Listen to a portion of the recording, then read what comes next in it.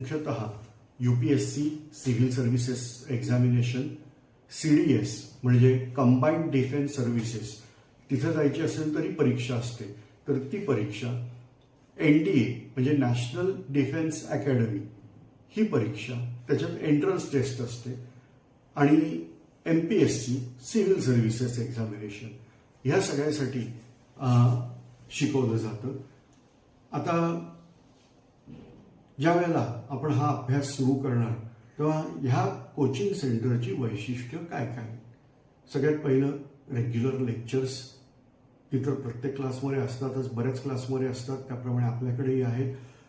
सगळ्यात महत्त्वाची गोष्ट आहे ते म्हणजे छोटी बॅच साईज. एका क्लासमध्ये जास्तीत जास्त 25 विद्यार्थी बॅचचे असतात. सो बॅच साईज जो आहे तो लहान ठेवणं आणि वर्ग पण त्या तुलनेमध्ये